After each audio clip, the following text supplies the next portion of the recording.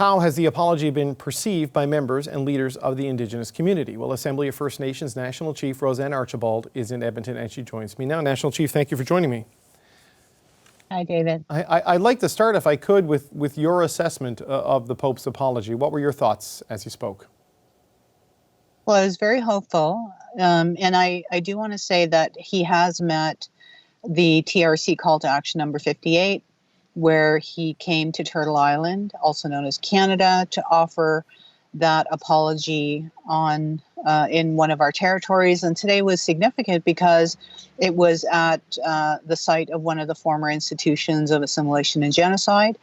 And so it did fall short, as you said. It was not on behalf of the Catholic Church, which is what we were all hoping for. And he also didn't address a couple of key issues, one of them being the doctrine of discovery, which we have been asking for generations now. I'm not the first national chief to ask for the doctrine of discovery to be rescinded, and I certainly won't be the last, and that didn't make it into his speech at all. And he also didn't address genocide. You know, thousands and thousands of our children died in these institutions. And I'm not sure why you can't address that. I mean, to me, that is genocide when thousands of children die.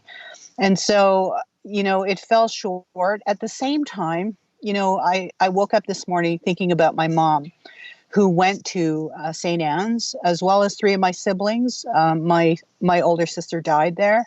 And so there's a lot of trauma, and I'm an intergenerational trauma survivor as well. And, you know, I thought about her and how she would feel about being able to see the Pope issue this apology. And what I appreciated about what he said is he said, "I am very sorry." And he said it a couple of times. And I think that to me is a step forward, but those are just words, right? We need action beyond that. And he also alluded to that as well. He talked a little bit about, you know, this is just the first step.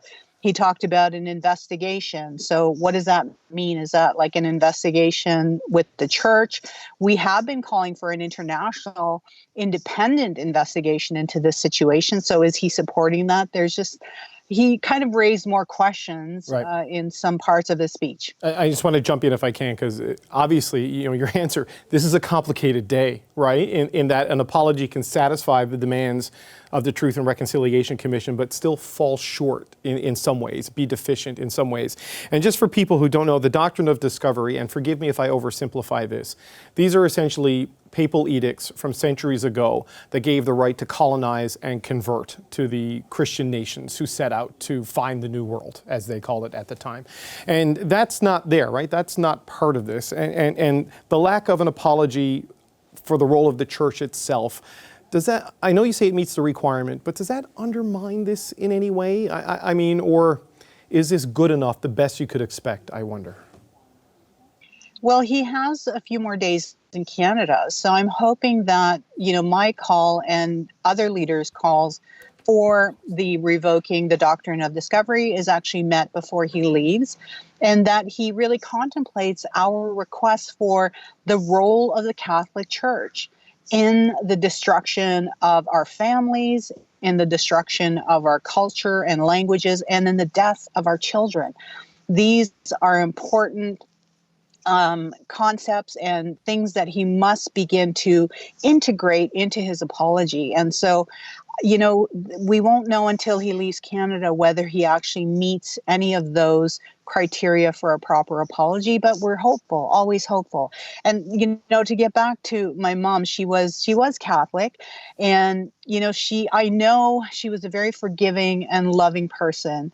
And I know there are Catholic people out there, survivors, who will embrace this, who are willing to forgive, who are willing to move forward. And there are also people who just will not, and it's not good enough. And I'm one of those people. You know, I'm my mother's daughter. At the same time, I think there could have been more, and we deserve more for sure. Well, what would you have needed to see on a personal level so you could move forward and accept? Well, the doctrine of discovery is really important because it's not just a document, it's a structure. it encases us as Indigenous people. It still exists. So the idea that terra nullius, which means that the land is empty, that has to be revoked because the land was not empty. We were placed here by the Creator. We have inherent rights. We have God-given rights. We have Creator-given rights with respect to the lands and resources and waters of this country, of Turtle Island. And I think that that's really important to note, that it's not just a document to be sort of torn up and thrown away. It's a construct that needs to be dismantled, because what we're really talking about is colonialism. We're talking about the colonization of this country and how that has been destructive to Indigenous people in Canada, in places like Australia, in the US, and in places around the world. It's a larger issue, and so it really must be revoked. It's a very important part of the healing path forward. I want to ask you one more question before we say goodbye. And forgive me if this sounds like I'm oversimplifying it, because I know reconciliation is an ongoing and permanent, never-ending process. But where does this fit into that path forward that you're talking about, on that path toward reconciliation? I know you struggle with this, and it's not enough for you.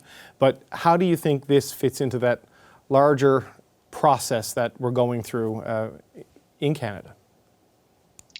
Well, there's a saying that the best apology is changed behavior. And I alluded to this on day one when I got to Edmonton, that there are no roles for women in leadership within the church. I mean, this is a very archaic institute. It's a very archaic religion, and it has to be modernized.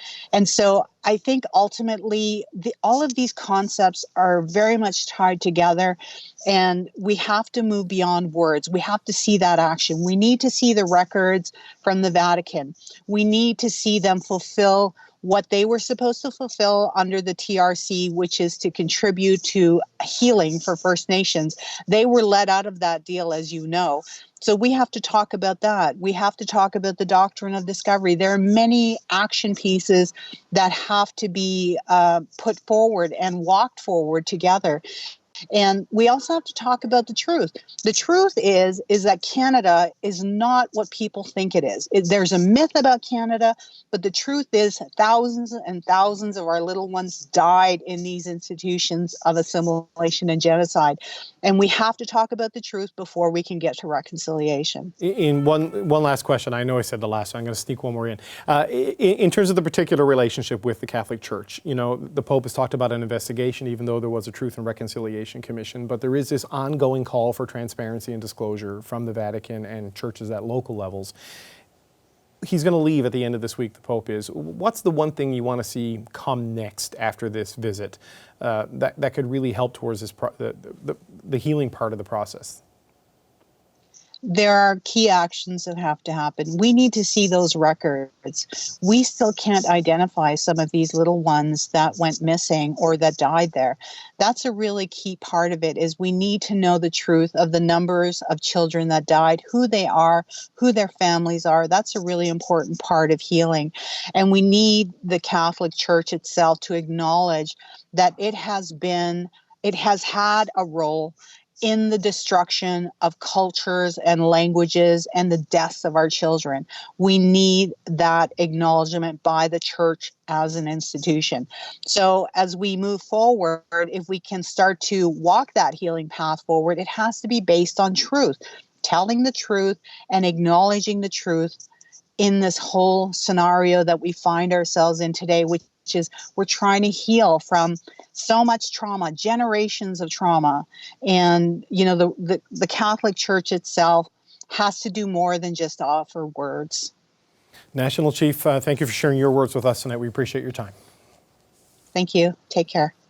Hi, I'm Vashi Capellos, host of Power in Politics. See more of our show by subscribing to the CBC News channel or click the link for another video.